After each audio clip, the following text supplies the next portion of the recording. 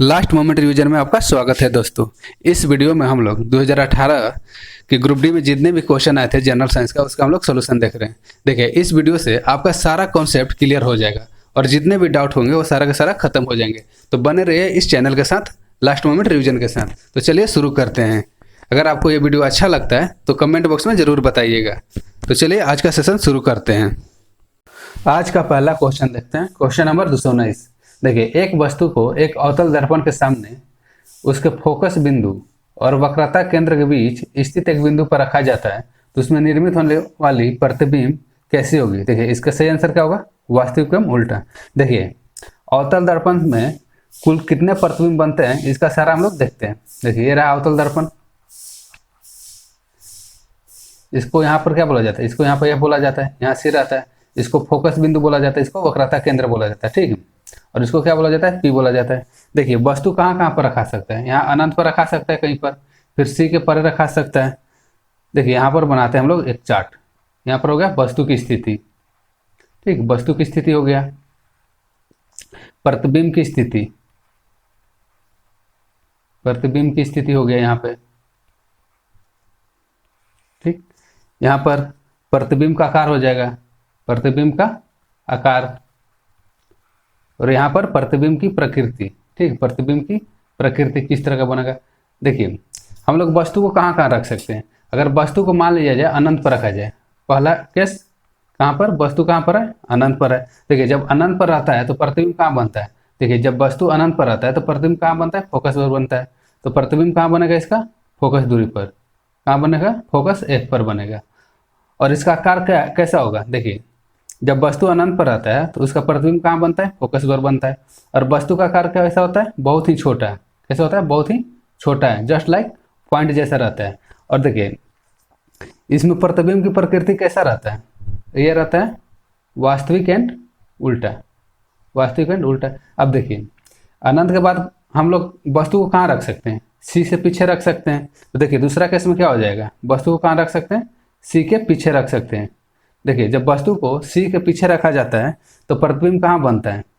प्रतिबिंब कहाँ बनता है? फोकस दूरी और सी के बीच में बनता है। कहाँ बनता है? फोकस दूरी और सी के बीच में बनता है। और देखिए, प्रतिबिंब का आकार कैसा होता है? प्रतिबिंब का आकार छोटा होता है।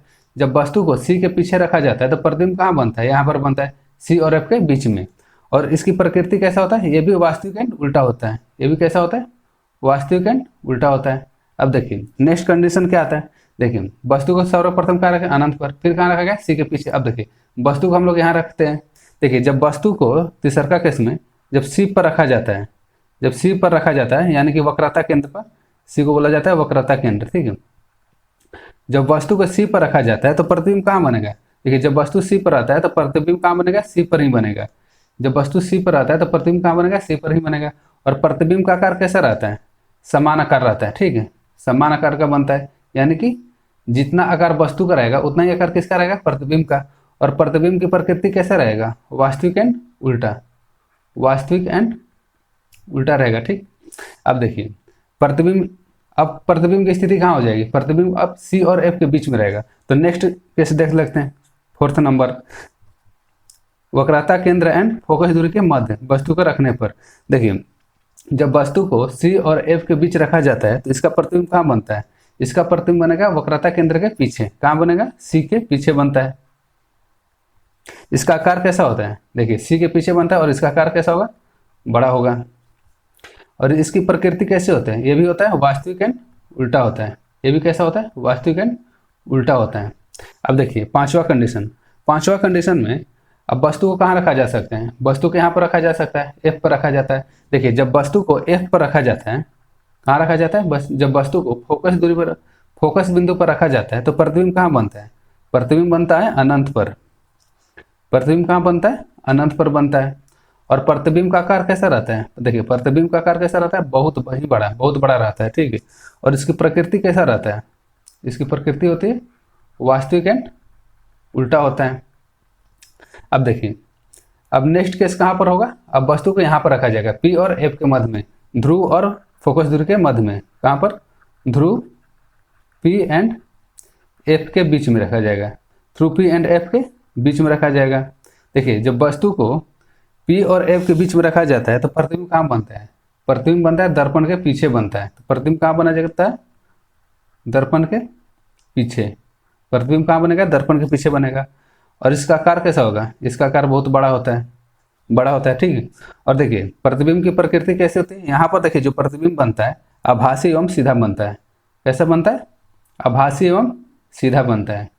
देखिए एक बार रिकॉल कर लीजिए। सबसे पहले वस्तु को हम लोग कहाँ पर रख के देखेंगे? वस्तु को अनंत पर रख के देखेंगे। जब वस्तु अनंत पर रहता है तो प्रतिबिंब कहाँ बनता है? फोकस दूरी पर बनता है। आकार कैसा होता है? आकार बहुत ही छोटा होता है, एक पॉइंट के जैसा होता है, ठीक।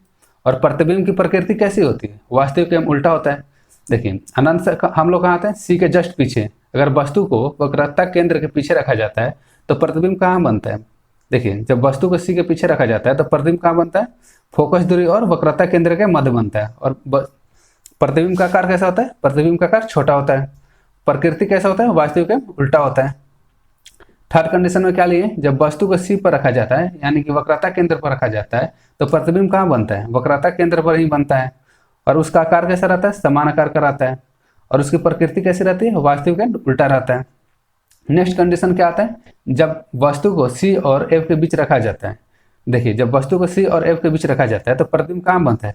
सी के पीछे बन जाता है। और प्रतिबिंब का आकार कैसा होता है? वस्तु से बड़ा होता है। और प्रकृति कैसा होता है? वास्तविक एवं उल्टा है। नेक्स्ट देखते हैं। देखिए नेक्स्ट कंडीशन क्या है? जब वस्तु को फोकस दूरी पर रखा जाता है। देखिए जब वस्तु को फोकस दूरी पर रखा जाता है तो प्रतिबिंब कहाँ बनता है? प्रतिबिंब बनता है अनंत पर। और प्रतिबिंब की आकार कैसा होता है? बहुत बड़ा होता है। और उसकी प्रकृति कैसा होता है? वास्तविक एवं उल्टा है। और देखिए अवतल दर्पण में एक ही तो अलग केस आता है, ठीक, आभासी एवं सीधा का। जब वस्तु को कहाँ रखा जाता है? ध्रुव और फोकस दूरी के मध्य में। देखिए एक ट्रिक और याद कर लीजिएगा, जब भी प्रतिबिंब वास्तविक बनेगा, जब भी प्रतिबिंब वास्तविक बनेगा तो उसके साथ हमेशा क्या आएगा? उल्टा आएगा, ठीक है। प्रतिबिंब जब भी वास्तविक बनता है वो हमेशा उल्टा बनता है। और प्रतिबिंब जब भी आभासी बनेगा, प्रतिबिंब जब भी आभासी बनेगा तो कैसा बनेगा? सीधा बनेगा। आई होप आपको इतना समझ में आ गया होगा। नेक्स्ट क्वेश्चन देखते हैं। देखिए यांत्रिक ऊर्जा किसे कहते हैं? देखिए यांत्रिक ऊर्जा बराबर क्या होता है? यहाँ पर मिट गया है, यहाँ पर लिखते हैं। देखिए जो यांत्रिक ऊर्जा होता है, यांत्रिक ऊर्जा बराबर क्या होता है? देखिए यांत्रिक ऊर्जा बराबर होता है स्थितिज ऊर्जा प्लस गतिज ऊर्जा। स्थितिज ऊर्जा प्लस गतिज ऊर्जा को क्या बोला जाता है? यांत्रिक ऊर्जा बोला जाता है। 220 का सही आंसर क्या होगा? सी हो जाएगा। नेक्स्ट क्वेश्चन देखते हैं 221 नंबर। देखिए अणु शब्द का सर्वप्रथम किसने प्रयोग किया था? देखिए इसका सही आंसर क्या होगा? डेमोक्रेटिस। डेमोक्रेटिस ने अणु शब्द का सबसे पहले प्रतिपादन किया था। देखिए जॉन डाल्टन ने क्या दिया था? जॉन डाल्टन ने सर्वप्रथम परमाणु सिद्धांत दिए थे। क्या दिए थे? परमाणु सिद्धांत दिए थे, ठीक। जे थॉमसन क्या किए थे? जे थॉमसन इलेक्ट्रॉन के खोज किए थे। जे थॉमसन इलेक्ट्रॉन की खोज किए थे। अब देखिए रदरफोर्ड के बारे में क्या क्वेश्चन आता है? देखिए प्रोटॉन का खोज कौन किया था? प्रोटॉन का खोज, अगर प्रोटॉन का खोज पूछे तो प्रोटॉन का खोज कौन किया था? गोल्डस्टीन। गोल्डस्टीन किए थे।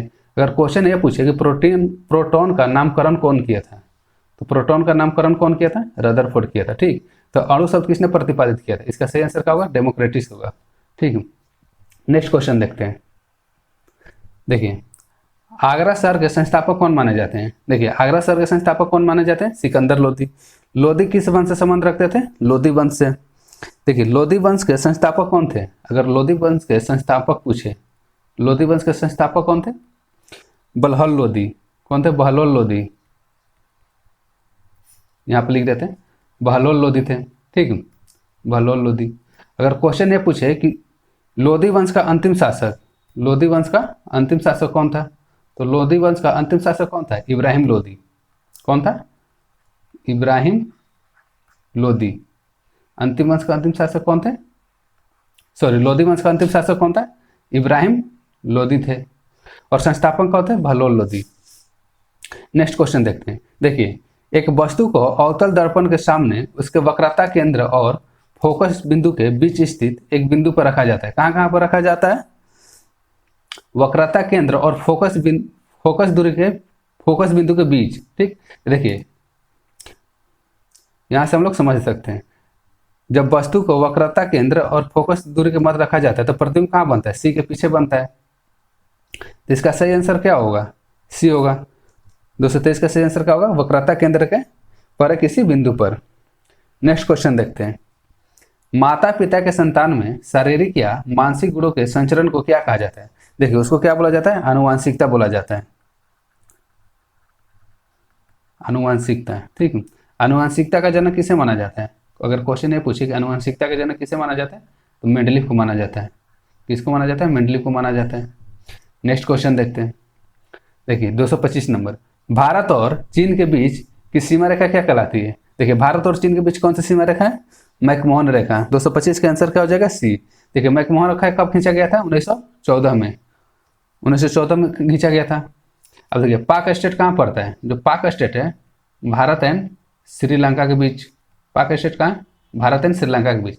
और red clip Bharat and Pakistan के बीच स्थित है। नेक्स्ट क्वेश्चन देखते हैं। देखिए किसका प्रयोग कारों में पेट्रोल ईंधन के रूप में किया जाता है? देखिए इसका सही आंसर क्या होगा? एथेनॉल। इसका सही आंसर क्या होगा?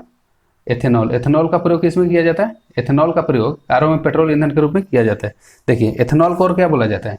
एथेनॉल को सामान्यतः एल्कोहल भी बोला जाता है। एल्कोहल भी बोला जाता है। एल्कोहल के बारे में, एथेनॉल के बारे में और क्वेश्चन पूछता है कि एथेनॉल का प्रयोग कहाँ होता है? देखिए जो एथेनॉल होता है वो एक अच्छा विलायक होता है। क्या होता है? विलायक होता है। इसलिए इसका प्रयोग कहाँ होता है? कफ सिरप में होता है। जो कफ सिरप सर्दी खांसी का दवा होता है उसमें किसका प्रयोग किया जाता है? एथेनॉल का प्रयोग किया जाता है। फिर आता है टिंचर आयोडीन। टिंचर आयोडीन में भी किसका प्रयोग किया जाता है? एथेनॉल का प्रयोग किया जाता है। नेक्स्ट क्वेश्चन देखते हैं। देखिए निम्नलिखित में से किस वैज्ञानिक ने अपनी पुस्तक ओरिजिन ऑफ स्पीसीज में कार्बनिक विकास के लिए एक क्रियाविधि का सुझाव दिया था? इसका सही आंसर क्या होगा? Charles Darwin. Origin of species पुस्तक के लेखक कौन है? Charles Darwin. नेक्स्ट क्वेश्चन देखते हैं। देखिए जब एक वस्तु नियत वेग से उत्तर की दिशा में गति करती है तो वस्तु का लागू नेट वेग क्या होगा? देखिए क्वेश्चन यहाँ पर क्या है? नियत वेग से गति कर रहा है, और जब भी कोई वस्तु नियत वेग से गति करता है तो उस पर लागू नेट बल कितना होता है? शून्य होता है। तो इसका सही आंसर क्या होगा? 228 का ए होगा। नेक्स्ट क्वेश्चन देखते हैं। देखिए लिम्बाराम किस खेल से संबंधित है? तो इसका सही आंसर क्या होगा? तीरंदाजी। लिम्बारास किस खेल से संबंधित है? तीरंदाजी। देखिए क्वेश्चन ये पूछता है कि तीरंदाजी जो खेल है वो किस देश का राष्ट्रीय खेल है? तो तीरंदाजी किस देश का राष्ट्रीय खेल है? इसका सही आंसर हो जाएगा भूटान। भूटान का राष्ट्रीय खेल क्या है? भूटान का राष्ट्रीय खेल, देखिए भूटान का राष्ट्रीय खेल क्या है? तीरंदाजी। तीरंदाजी है, ठीक। नेक्स्ट क्वेश्चन देखते हैं। एक पौधे के बीज में आगामी पौधा किसके रूप में होता है? इसका सही आंसर क्या हो जाएगा? भ्रूण। जो भ्रूण रहता है आगामी पौधा के रूप में होता है। नेक्स्ट क्वेश्चन देखते हैं। तापमान को केल्विन पैमाने से सेल्सियस पैमाने में बदलने के लिए आपको क्या करना होगा? अगर मान लीजिए 273 केल्विन दिया हुआ है तो इसको डिग्री सेल्सियस में इसका मान कितना होगा? डिग्री सेल्सियस का मान कितना होगा? देखिए 273 केल्विन कितना होता है? 0 डिग्री सेल्सियस, यानी कि 273 घटाना होगा। 231 का सही आंसर क्या होगा? डी। दिए गए तापमान में से 273 घटाना होगा। नेक्स्ट क्वेश्चन देखते हैं। ग्वाइटर किसके कमी के कारण होता है? इसका सही आंसर क्या होगा? आयोडीन। इसका सही आंसर क्या होगा? आयोडीन होगा। आयोडीन की कमी से कौन सा रोग होता है? ग्वाइटर रोग होता है। नेक्स्ट क्वेश्चन देखते हैं। 6 वोल्ट प्रतिरोध वाले एक स्रोत में 0.5 एम्पियर की धारा प्रवाहित होती है। स्रोत द्वारा प्रतिरोध की आपूर्ति की गई पावर क्या होगी? देखिए पावर बराबर क्या होता है? पावर बराबर होता है सिंपली V इंटू आई। देखिए पावर पूछ रहा है, वोल्ट कितना दिया हुआ है? 6 वोल्ट दिया हुआ है, और धारा कितना दिया हुआ है? 0.5। इसका आंसर क्या हो जाएगा? 3.0 वाट। इसका आंसर कितना हो जाएगा? 3 watt. Option number D. Next question देखते हैं। देखिए पिछले 10 वर्षों में भारत ने किस क्षेत्र में एफडीआई प्रवास सबसे ज़्यादा रहा? तो इसका सही आंसर क्या होगा? ए। दूरसंचार में पिछले 10 वर्षों में भारत के क्षेत्र में एफडीआई सबसे अधिक रहा। देखिए एफडीआई का फुल फॉर्म क्या होता है? एफडीआई का full form foreign direct investment होता है। क्या होता है? फॉरेन डायरेक्ट इन्वेस्टमेंट होता है। एफडीआई का फुल फॉर्म क्या होता है? Foreign direct investment. Next question देखते हैं। देखिए कणों की गतिज ऊर्जा किसमें सबसे अधिक होता है? इसका सही आंसर क्या होगा? प्लाज्मा। अगर देखिए ऑप्शन में अगर प्लाज्मा ना रहे तो इसका सही आंसर क्या हो जाएगा? गैस हो जाएगा। सबसे ज़्यादा किस में होता है? प्लाज्मा में होता है। ठीक, उसके बाद कहाँ होता है? उसके बाद गैस में होता है, उसके बाद द्रव में होता है, उसके बाद ठोस में होता है। ठीक, तो सबसे ज़्यादा किस में होता है? प्लाज्मा में गतिज ऊर्जा होता है। नेक्स्ट क्वेश्चन देखते हैं, इनमें से कौन भारत सरकार के मुख्य बैंकर हैं? तो 236 का सही आंसर क्या होगा? B, reserve bank of India. देखिए रिजर्व बैंक ऑफ इंडिया का मुख्यालय कहाँ स्थित है? तो आरबीआई का मुख्यालय कहाँ स्थित है? मुंबई में स्थित है। देखिए रिजर्व बैंक ऑफ इंडिया से क्या क्या क्वेश्चन पूछ सकते हैं? इसका मुख्यालय पूछ सकते हैं, मुख्यालय कहाँ है? मुंबई में स्थित है। इसका स्थापना कब हुआ था? देखिए इसका स्थापना हुआ था 1 अप्रैल 1935 में हुआ था। क्या यह क्या हुआ था? स्थापना हुआ था। इसका राष्ट्रीयकरण कब हुआ था? राष्ट्रीयकरण, ठीक है, इसका राष्ट्रीयकरण कब हुआ था? देखिए जो आरबीआई है उसका राष्ट्रीयकरण हुआ था 1 जनवरी 1949। कब हुआ था? 1 जनवरी 1949 को इसका राष्ट्रीयकरण हुआ था। अभी वर्तमान में आरबीआई के सीईओ कौन है? वर्तमान में आरबीआई के सीईओ कौन है? तो इसका सही आंसर क्या होगा? शक्तिकांत दास। सीईओ कौन है? शक्तिकांत दास। और 21 नंबर पे 25वें हैं, 25वें गवर्नर है। ठीक है, 25वें गवर्नर कौन है? शक्तिकांत दास। नेक्स्ट क्वेश्चन देखते हैं, Jeena often came to our house पुस्तक के लेखक कौन है? इसका सही आंसर क्या होगा?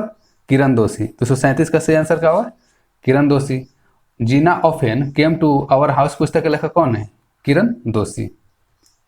नेक्स्ट क्वेश्चन देखते हैं, देखिए दांत क्षय तब शुरू होता है जब मुंह का पीएच मान कितना से कम होता है? इसका सही आंसर क्या होगा? 5.5 से कम। देखिए जब मुंह का पीएच मान 5.5 से कम हो जाता है तब हम लोगों का दांत क्षय होना स्टार्ट हो जाता है। देखिए पीएच मान से और क्या क्वेश्चन पूछ सकते हैं? देखिए अम्ल वर्षा पूछते हैं, अम्ल वर्षा का पीएच मान कितना होता है? देखिए अगर अम्ल वर्षा का पीएच मान पूछे तो 5.6 से कम। ठीक, अगर वर्षा का पीएच मान, ठीक, अगर बारिश का पीएच मान 5.6 से कम होता है तो कैसा वर्षा होता है? अम्ल वर्षा होता है। ठीक, देखिए क्वेश्चन ये भी पूछता है कि शरीर का पीएच रेंज कितना होता है? शरीर का पीएच परास कितना होता है? ठीक, परास मतलब होता है रेंज। शरीर का पीएच रेंज कितना होता है? तो इसका सही आंसर क्या होगा? 7.0 से 7.8 होता है। नेक्स्ट क्वेश्चन देखते हैं, सोल्डर किसका मिश्र धातु है? इसका सही आंसर क्या होगा? पीबी और एसएन, लेड और सीसा का। नेक्स्ट क्वेश्चन देखते हैं, देखिए आसमान की ओर फेंका गया पत्थर पृथ्वी की ओर वापस क्यों आता है? इसका सही आंसर क्या होगा? 240 का। देखिए एक बल होता है जो इसे भूमि की ओर खींचता है, वो कौन सा बल होता है? गुरुत्वीय बल। ठीक है, किस बल के कारण आता है? गुरुत्वीय बल के कारण आता है। नेक्स्ट क्वेश्चन देखते हैं, 241 नंबर। देखिए 3 समान प्रतिरोध जिसका मान 6 ओम है एक दूसरे के साथ समानांतर क्रम में जुड़े हुए हैं। ठीक, तो इस संयोजन में तुल्य प्रतिरोध क्या होगा? देखिए जब भी प्रतिरोध समानांतर क्रम में जुड़े रहते हैं तो तुल्य प्रतिरोध बराबर क्या होता है? 1/R1 plus 1/R2 plus 1/R3 dot dot ऐसे ही चलता रहता है। ठीक, तो देखिए 1/R बराबर क्या हो जाएगा? 1/, देखिए 3 समान प्रतिरोध 1/6 प्लस 1/6 प्लस 1/6 यानी कि 3/6। तो 1/R बराबर क्या हो जाएगा? 1/R बराबर हो जाएगा 1/2। तो इसका सही आंसर क्या होगा? यहाँ से R बराबर कितना आ जाएगा? R बराबर आ जाएगा 2। तो 241 का सही आंसर क्या होगा? बी। अगर यही श्रेणी क्रम पूछता है तो श्रेणी क्रम में क्या होता है? देखिए श्रेणी क्रम में क्या होता है? अगर श्रेणी क्रम में पूछे तो श्रेणी क्रम में सिंपली क्या होता है? R बराबर होता है R1 plus R2 plus R3 हो जाता है। ठीक, नेक्स्ट क्वेश्चन देखते हैं, देखिए न्यूमेरिकल है, एक ग्रह जिसका द्रव्यमान और त्रिज्या पृथ्वी के द्रव्यमान और त्रिज्या का 1/3 है, यदि पृथ्वी पर गुरुत्वाकर्षण के कारण त्वरण का मान g है तो ग्रह पर इसका मान क्या होगा? देखिए g बराबर क्या होता है? सबसे पहले तो आपको फार्मूला याद रहना चाहिए। g बराबर देखिए फार्मूला होता है gm/r²। देखिए फार्मूला कहाँ से आता है? न्यूटन के सार्वत्रिक गुरुत्वाकर्षण नियम के अनुसार। देखिए यहाँ पर होता है F बराबर gmm इंटू r² होता है। ठीक, तो F बराबर क्या होता है? mg होता है। इसका मान कितना होगा? gmm/r² होता है। यहाँ से m से m कट गया तो g बराबर कितना आ गया? gm/r²। ठीक, देखिए मान लीजिए पृथ्वी क्या है? पृथ्वी क्या है? ये पृथ्वी का ये त्वरण है जी, एक ठो और जी मान लेते हैं ग्रह का त्वरण, ठीक। इसका मान कितना हो जाएगा, जी एम डैश बटा R1 डैश एक्स बार लिख देते हैं। देखिए जी का मान हमेशा कांस्टेंट रहता है, जी का मान क्या रहता है, कांस्टेंट रहता है। अब देखिए according to question, according to question क्या कर रहा है, जो m1 है m/3 के बराबर है। देखिए यदि पृथ्वी पर गुरुत्वाकर्षण के कारण, देखिए यहाँ पर क्या दिया है, जिसका द्रव्यमान और त्रिज्या पृथ्वी के द्रव्यमान और त्रिज्या का 1/3 है। इसी तरह R1 क्या हो जाएगा, R1 हो जाएगा R/3। अब देखिए यहाँ से सिंपली जीवन का मान रखते हैं, जीवन बराबर क्या होगा, जी इंटू m/3 बटा R/3 का एक्स बार हो जाएगा।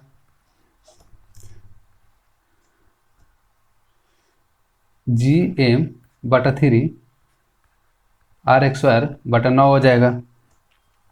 तो देखिए यहाँ से क्या हो जाएगा, जी एम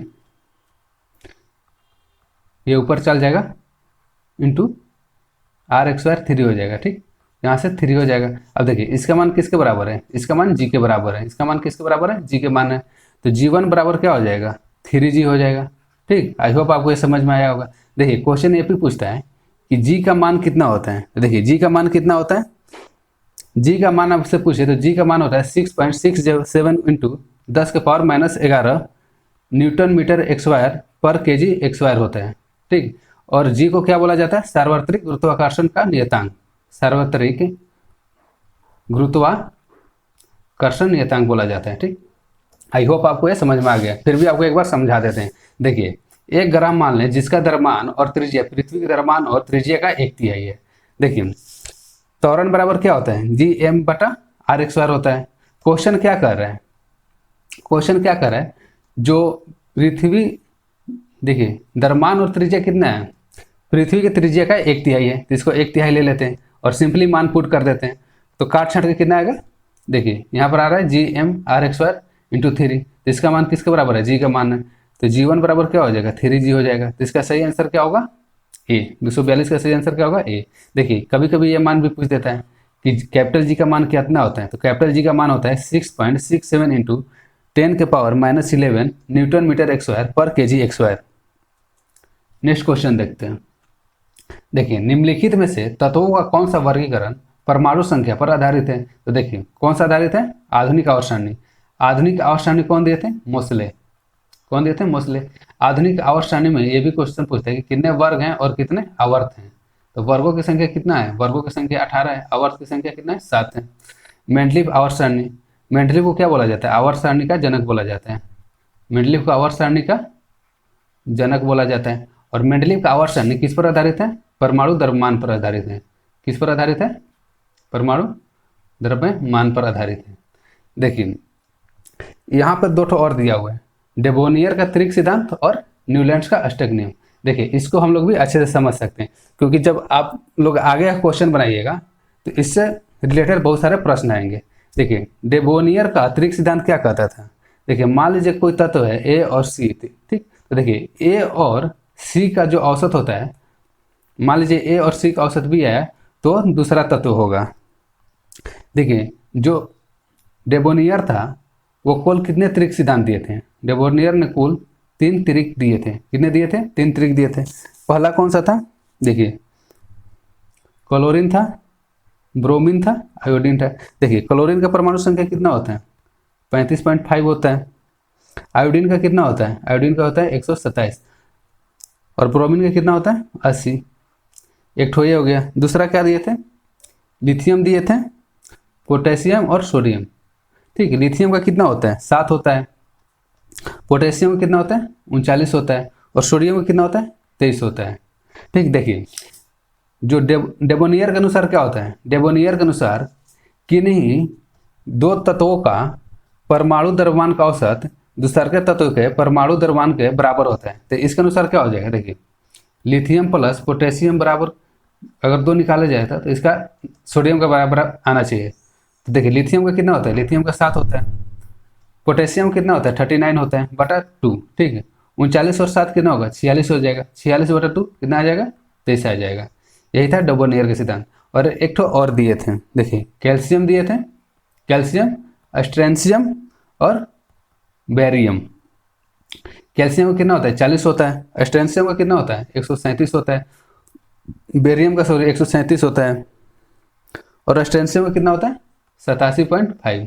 देखिए जो डेबोर्नियर थे उनका त्रिक सिद्धांत क्या कहता था, किन्हीं भी दो तत्वों का अगर औसत ले लिया जाए उनके परमाणु द्रव्यमान के आधार पर, तो जो तीसरा तत्व आएगा वो दोनों के मध्य स्थित रहता है। ठीक, डोबर्नियर ने कुल कितने त्रिक दिए थे, तो देखिए डोबर्नियर ने कुल 3 त्रिक दिए थे।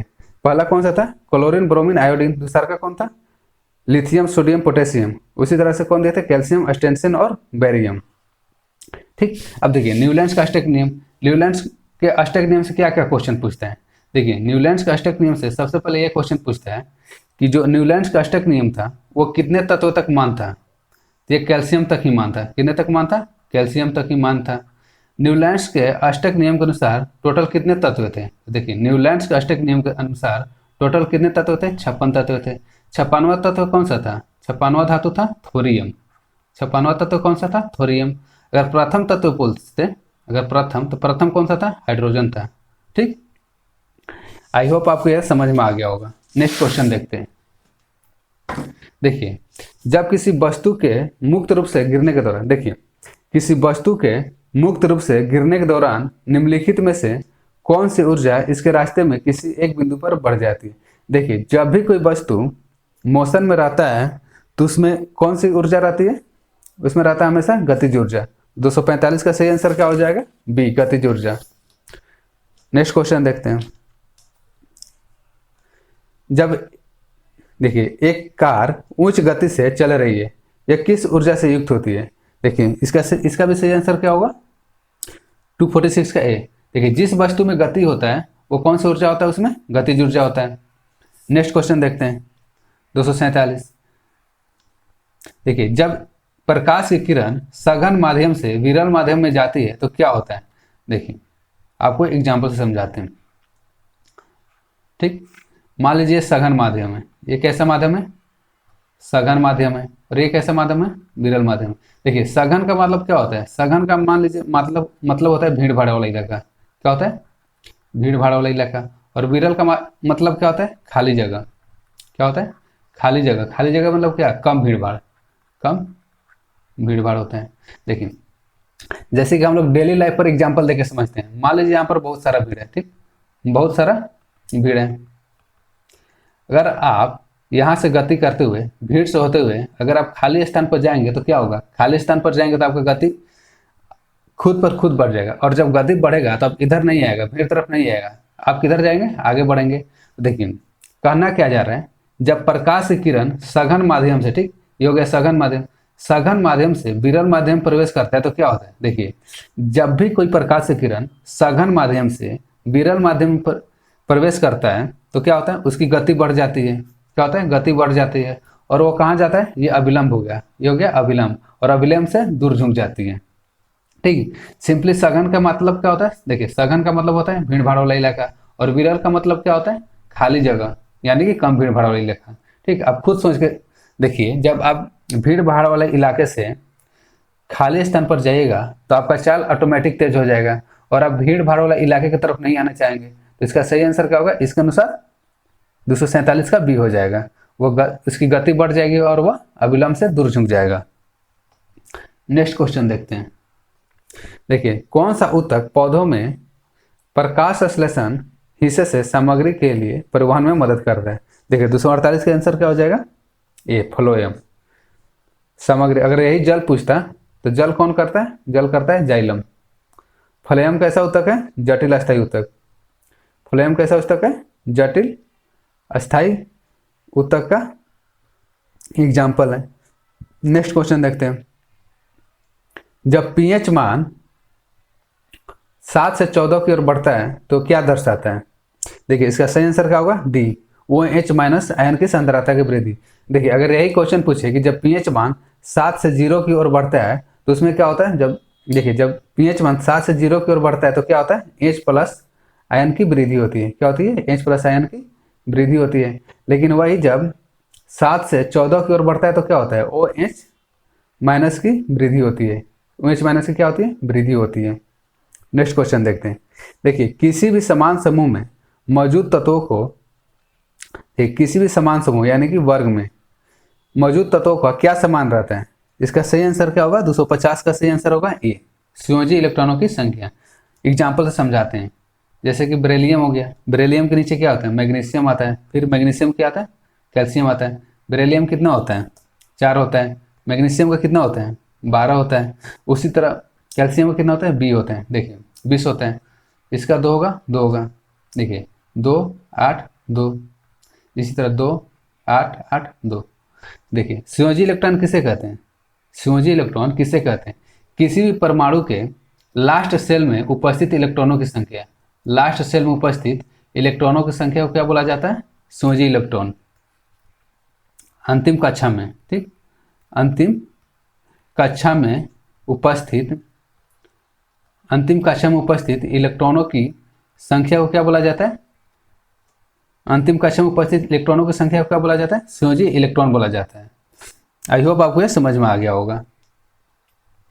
नेक्स्ट क्वेश्चन देखते हैं। देखिए निम्न में से कौन सा प्राध्वनिक तरंगों का औद्योगिक अनुप्रयोग नहीं है? देखिए प्रस्राव साफ सफाई होता है। किसी पौधों के शरीर में कीटनाशकों को प्रस्राव तरीके से हटाना, देखिए इसका उपयोग ये नहीं होता है, तो इसका सही आंसर क्या होगा? बी हो जाएगा। प्राध्वनि का रेंज कितना होता है? 20 किलो हर्ट्ज से ऊपर होता है। कितना होता है? 20 किलो हर्ट्ज से ऊपर होता है। नेक्स्ट क्वेश्चन देखते हैं, 252 नंबर। प्रजनन की प्रक्रिया के दौरान उत्पन्न होने वाली विभिन्नताएं कैसी हो सकती है? इसका सही आंसर होगा वंशागत हो सकती है। नेक्स्ट क्वेश्चन देखते हैं, 253 नंबर। गुरु शिखर के अरबुदा पर्वतों का शिखर है जो अरावली पर्वत श्रेणी का उच्चतम शिखर है, कहाँ पाया जाता है? इसका सही आंसर होगा राजस्थान। इसका सही आंसर क्या होगा? राजस्थान हो जाएगा। ठीक, अरावली की पर्वत श्रृंखला कहाँ पाई जाती है? राजस्थान में। अरावली की ऊंची शिखर कौन सी है? गुरु शिखर है। ठीक, देखिए राजस्थान का राजधानी क्या है? राजस्थान का राजधानी है जयपुर। राजस्थान का भी राज्यपाल कौन है? देखिए राजस्थान का राज्यपाल पूछता है। देखिए राजस्थान के राज्यपाल अभी वर्तमान में कलराज मिश्र हैं। कौन है? कलराज मिश्र हैं। और यहाँ के सीएम कौन है? मुख्यमंत्री। देखिए राजस्थान के सीएम है अशोक गहलोत। कौन है? अशोक गहलोत। नेक्स्ट क्वेश्चन देखते हैं। समय की एसआई प्रति इकाई क्या होती है? समय के बराबर क्या होता है? पी बराबर होता है एम वी। द्रव्यमान का क्या होता है? केजी होता है। वी का क्या होता है? मीटर पर सेकेंड। इसका सही आंसर क्या होगा? सी, केजी मीटर पर सेकेंड। नेक्स्ट क्वेश्चन देखते हैं।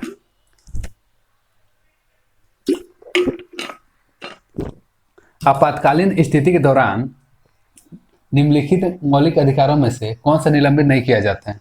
देखिए इसका सही आंसर क्या होगा? जीवन का अधिकार। आपातकाल किस अनुच्छेद के तहत लगता है? तो इसका सही आंसर हो जाएगा 352 के अंतर्गत। देखिए भारत में अब तक कुल कितने बार आपातकाल लगा हुआ है? तो इसका सही आंसर क्या हो जाएगा? 255 का 3 बार। देखिए भारत में अभी तक कुल कितने बार आपातकाल लगा है? 3 बार। कब कब लगा हुआ है? 1962, 71 तथा 1975 में। नेक्स्ट क्वेश्चन देखते हैं। निम्नलिखित में से किसमें कोई कार्य नहीं होता है? देखिए कार्य बराबर क्या होता है? कार्य बराबर होता है बल गुने विस्थापन। तो ऑप्शन में आते हैं। देखिए एक कुली किसी बस से किसी कार तक एक वजन ले जाता है, यानी कि वो वजन ले जाता है यानी कि विस्थापन होता है उसमें। देखिए सचिन 4 किलोमीटर चलता है, इसमें भी विस्थापन हो रहा है। अरुण मैदान पर क्रिकेट खेलता है, यानी कि इसमें भी विस्थापन हो रहा है। ऑप्शन नंबर डी आते हैं। देखिए कपिल अपने कंधे पर 10 किलोग्राम का भार लेकर खड़ा है। यहाँ पर 10 किलो का भार लेकर कपिल खड़ा है कंधा पर, लेकिन वो कहीं चल नहीं रहा है, यानी कि उसका विस्थापन नहीं हो रहा है। इस समय में इसका सही आंसर क्या होगा? डी होगा। निम्नलिखित में से किसमें कोई कार्य नहीं होता है? तो इसका ऑप्शन का आंसर क्या हो जाएगा? डी हो जाएगा। कपिल अपने कंधे पर 10 किलो भार लेकर खड़ा है। नेक्स्ट क्वेश्चन देखते हैं। देखिए मनुष्यों में निषेचित अंडा, फर्टिलाइज्ड एग, कहाँ पर प्रत्यारोपित होता है? देखिए इसका सही आंसर क्या होगा? डी। अगर क्वेश्चन ये पूछे कि मनुष्यों में निषेचन कहाँ होता है, तो निषेचन क्या होता है? फैलोपियन ट्यूब में। देखिए आपको हम इसको डायग्राम से समझाते हैं। देखिए ये हो गया मेल रिप्रोडक्टिव ऑर्गन, इस टाइप का कुछ डायग्राम रहता है। ठीक है, यहाँ पर अंडाशय रहता है, यहाँ पर क्या रहता है, अंडाशय रहता है। यहाँ से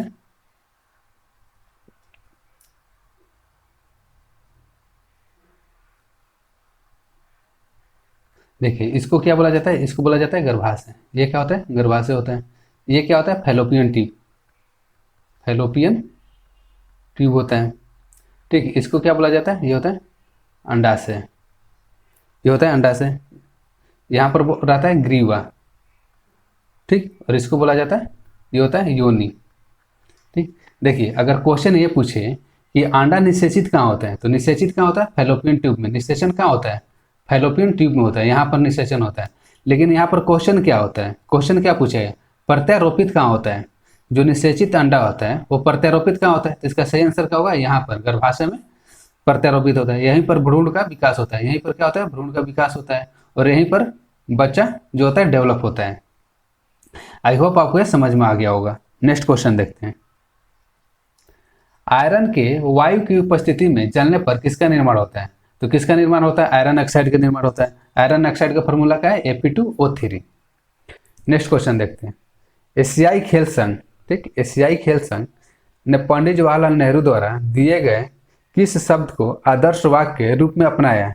इसका सही आंसर क्या होगा, एवर्ड ऑनवर्ड। इसका मतलब क्या होता है, हमेशा आगे। इसका मतलब क्या होता है, हमेशा आगे। देखिए, एशियाई खेल सर्वप्रथम कहाँ हुआ था, एशियाई खेल के बारे में हम लोग कुछ जान लेते हैं। अगर क्वेश्चन ये पूछे कि एशियाई खेल का सर्वप्रथम आयोजन कहाँ हुआ था, इसका आयोजन कहाँ हुआ था, नई दिल्ली में हुआ था। कहाँ पर हुआ था, नई दिल्ली में हुआ था। कब हुआ था, 1951 में हुआ था। कितने देशों ने भाग लिया था, 11 देशों ने भाग लिया था। ठीक, अब देखिए जो 18वां एशियाई खेल हुआ था, 18वां एशियाई खेल, 18वां एशियाई खेल कब हुआ था, 2018 में हुआ था। क्वेश्चन ये भी पूछ सकता है कि जो 18वां एशियाई खेल हुआ था वो कहाँ पर हुआ था, तो ये हुआ था जकार्ता में। जकार्ता, जकार्ता किसकी राजधानी है, इंडोनेशिया की। जकार्ता किसकी राजधानी है, इंडोनेशिया का। अगर क्वेश्चन ये पूछे कि जो नेक्स्ट एशियाई खेल होने वाला है, 19वां एशियाई खेल, 19वां एशियाई खेल, 19वां एशियाई खेल कहाँ होने वाला है, चीन में होने वाला है। चीन में किस शहर में होने वाला है, हंगजू। कहाँ पर होने वाला है, हंगजू। देखिए, एशियाई खेल से आपको कम से कम इतना शब्द याद रखना चाहिए। एशियाई खेल सर्वप्रथम कहाँ हुआ था, नई दिल्ली में हुआ था। कब हुआ था, 1951 में हुआ था। कितने देशों ने भाग लिया था, 11 देशों ने भाग लिया था। ठीक, 18वां एशियाई खेल कहाँ हुआ था, जकार्ता इंडोनेशिया में हुआ था। ठीक है, और जो 19वां होने वाला है कहाँ पर होगा, चीन हंगजू में। देखिए क्वेश्चन अगर ये पूछ दे कि जो 18वें एशियाई खेल हुआ था उसमें भारत का स्थान कितना था, तो देखिए 18वें एशियाई खेल में भारत का स्थान कितना था, 8वां स्थान था। कितना था, 8वां स्थान था। और प्रथम कौन था, प्रथम चीन था। प्रथम कौन स्थान था, प्रथम स्थान चीन का था। देखिए एवर ऑनवर्ड का मतलब क्या होता है, हमेशा आगे। नेक्स्ट क्वेश्चन देखते हैं। स्टेट बैंक ऑफ इंडिया को किस वर्ष राष्ट्रीयकृत किया गया था, इसका सही आंसर क्या होगा, 1955। 260 का सही आंसर क्या होगा, 260 का सही आंसर होगा 1955। अभी क्वेश्चन ये पूछते हैं कि जो एसबीआई है उसके चेयरमैन कौन है, तो देखिए एसबीआई के चेयरमैन कौन है, रजनीश कुमार। एसबीआई के वर्तमान में चेयरमैन कौन है, रजनीश कुमार है। नेक्स्ट क्वेश्चन देखते हैं। देखिए अमोनिया नाइट्रेट में, अमोनिया में नाइट्रोजन की संयोजकता कितनी होती है। देखिए अमोनिया का सूत्र क्या होता है, NH3। देखिए इस तरह के जब भी क्वेश्चन पूछे तो इसका बनाने का तरीका क्या होता है, NH। ठीक, देखिए नाइट्रोजन की संयोजकता कितना होता है, नाइट्रोजन की संयोजकता होता है 3, और हाइड्रोजन का कितना संयोजकता है, होता है 1। देखिए नाइट्रोजन का फॉर्मूला क्या होता है, 7 होता है, परमाणु संख्या 2 और 5। इसको अष्टक पूरा करने के लिए कितने परमाणु कर सकते हैं, 3, इसलिए इसका संयोजकता कितना होता है, 3 होता है। ठीक है, 3 होता है। तो देखिए जब भी फॉर्मूला लिखा जाता है तो फॉर्मूला लिखने का तरीका होता है उसकी संयोजकताओं को निकाल कर उसमें तिरछा तिरछी गुना कर दिया जाता है। तो इसलिए इसका आंसर क्या हो जाएगा, अगर नाइट्रोजन की संयोजकता पूछे, देखिए 261 का आंसर क्या हो जाएगा, डी। नाइट्रोजन का संयोजकता कितना है, 3। देखिए आपको एक और एग्जाम्पल से समझाते हैं। जैसे कि Al2O3 है, Al2O3 है। अल्युमिनियम का परमाणु संख्या कितना होता है, एल्युमिनियम का परमाणु संख्या होता है 13। ऑक्सीजन का परमाणु संख्या कितना होता है, 8 होता है। अगर इसका हम लोग इलेक्ट्रॉनिक विन्यास लिखें तो क्या होगा, देखिए 2 होगा, 8 होगा, 3 होगा। ठीक, अगर यह 3 इलेक्ट्रॉन दान कर लेता है तो इसका अष्टक क्या हो जाता है, पूरा हो जाता है, तो 3 इलेक्ट्रॉन दान करेगा। इसी तरह ऑक्सीजन का कितना होता है, देखिए ऑक्सीजन का 8 होता है, यानी कि 2 ये क्या करेगा, 2 इलेक्ट्रॉन लेगा। क्या करेगा, 2 इलेक्ट्रॉन लेगा। माइनस क्यों लगाया गया है, क्योंकि यह 2 इलेक्ट्रॉन लेता है। तो देखिए यहाँ पर एल्युमिनियम लिख देते हैं, यहाँ पर ओ लिख देते हैं। तो एल्युमिनियम का कितना है, एल्युमिनियम का संयोजकता 3 है और ऑक्सीजन का कितना है, 2 है। सिंपली क्या करते हैं, तिरछा तिरछी इसको गुना कर देते हैं, तो Al2 हो जाएगा, O3 हो जाएगा। इसी तरह इस टाइप का क्वेश्चन बनता है। नेक्स्ट क्वेश्चन देखते हैं 262 नंबर। देखिए मैग्नीशियम की परमाणु संख्या 12 है, तो इसकी संयोजकता क्या होगी। देखिए मैग्नीशियम की परमाणु संख्या कितना होता है, 12 होता है। तो इसका हम लोग इलेक्ट्रॉनिक विन्यास लिखेंगे, 2 हो जाएगा, 8 हो जाएगा, 2 हो जाएगा। अब देखिए अगर यह 2 इलेक्ट्रॉन दान कर देता है, 2 इलेक्ट्रॉन क्या करता है, दान कर देता है, तो इसका अष्टक पूरा हो जाएगा। देखिए जब भी कोई दान करता है तो उसमें हमेशा प्लस का चिन्ह होता है, तो इसमें क्या होगा, प्लस का चिन्ह होगा, इसीलिए इसका सही आंसर क्या होगा, सी। अब देखिए एक तो माइनस का एग्जाम्पल समझते हैं। देखिए क्लोरीन का परमाणु संख्या कितना होता है, 17 होता है।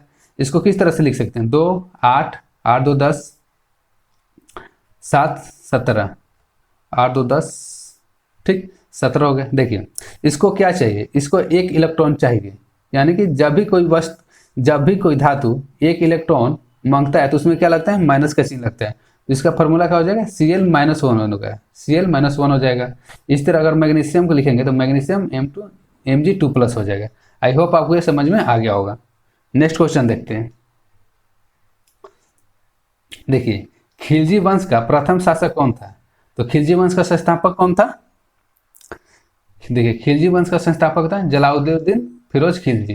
अगर क्वेश्चन ये पूछ ले खिलजी वंश का अंतिम शासक, खिलजी वंश का अंतिम शासक कौन था, तो इसका सही आंसर क्या हो जाएगा, खुसरो खां। खिलजी वंश का अंतिम शासक कौन था, खुसरो खां। संस्थापक कौन था, जलालुद्दीन फिरोज खिलजी। नेक्स्ट क्वेश्चन देखते हैं। देखिए किसी वस्तु की गतिज ऊर्जा और स्थितिज ऊर्जा को एक साथ क्या कहा जाता है। देखिए ये रिपीट क्वेश्चन है, इसका सही आंसर क्या हो जाएगा, यांत्रिक ऊर्जा कहा जाता है। यांत्रिक ऊर्जा बराबर क्या होता है, काइनेटिक एनर्जी, यानी कि गतिज ऊर्जा प्लस स्थितिज ऊर्जा। नेक्स्ट क्वेश्चन देखते हैं। देखिए यदि 10 ओम 8 ओम और 7 ओम के 3 प्रतिरोध श्रेणी क्रम में जुड़े हुए हैं तो परिपथ में प्रभावी प्रतिरोध कितना होगा। देखिए सबका आंसर 25 25 25 दिया हुआ है, लेकिन प्रतिरोध का सही मात्रक क्या होता है, ओम होता है। इसका सही आंसर क्या होगा, बी होगा। देखिए जब भी कोई प्रतिरोध श्रेणी क्रम में जोड़ा रहता है तो तुल्य प्रतिरोध क्या होता है, R बराबर R1 plus R2 plus R3 होता है। तो इस तरह क्या हो जाएगा, R1 दिया है 10 प्लस 8 प्लस 7, तीनों को जोड़ने पर क्या होगा, 25 ओम होगा। समानांतर क्रम में क्या होता है, समानांतर क्रम में देखिए समानांतर क्रम में क्या होता है, तुल्य प्रतिरोध बराबर 1/R बराबर होता है 1/R1 plus 1/R2 plus 1/R3। Next question देखते हैं। देखिए त्वरण ऋणात्मक होने पर किसी पिंड का वेग क्या होगा। देखिए ऋणात्मक चिन्ह क्या दर्शाता है, देखिए जब भी ऋणात्मक चिन्ह आता है त्वरण में, उसका मतलब ये होता है कि जो वस्तु है उसका वेग क्या हो रहा है, घट रहा है। तो इसका सही आंसर क्या होगा, डी होगा। नेक्स्ट क्वेश्चन देखते हैं। देखिए किस वर्ग के प्राणियों में श्वसन गलफड़ों अथवा फेफड़ों द्वारा होता है। इसका सही आंसर क्या होगा, उभयचर। उभयचर में कितने कक्षीय हृदय पाए जाते हैं। देखिए जो उभयचर है उसमें 3 कक्षीय हृदय पाए जाते हैं। कितने कक्षीय हृदय पाया जाता है, 3 कक्षीय हृदय पाया जाता है। मत्स्य में कितने कक्षीय हृदय पाया जाता है, 2 कक्षीय हृदय पाया जाता है। पक्षी में 4 कक्षीय हृदय पाया जाता है। सरीसृप में भी कितना पाया जाता है, सरीसृप में 3 कक्षीय हृदय पाया जाता है। अपवाद में कौन आता है, देखिए इसमें अपवाद आता है। अपवाद में कौन आता है, मगरमच्छ। तो देखिए किस वर्ग के प्राणियों में श्वसन गलफड़ों द्वारा होता है, गलफड़ों अथवा फेफड़ों द्वारा होता है। इसका सही आंसर क्या होगा, उभयचर। नेक्स्ट क्वेश्चन देखते हैं। भारत सरकार ने भारतीय खेल प्राधिकरण साई की स्थापना किस वर्ष की थी।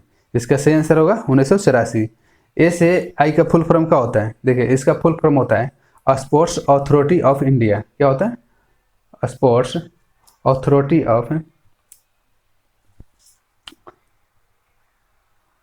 ऑफ इंडिया होता है इसका फुल फॉर्म। इसका स्थापना कब हुआ था, 1984 में हुआ था। नेक्स्ट क्वेश्चन देखते हैं। देखिए 20 फरवरी को क्या मनाया जाता है। देखिए पहला ऑप्शन क्या है, केंद्रीय उत्पाद शुल्क दिवस। देखिए केंद्रीय उत्पाद शुल्क दिवस कब मनाया जाता है, ये मनाया जाता है 24 फरवरी को मनाया जाता है। सामाजिक न्याय एवं विश्व दिवस कब मनाया जाता है।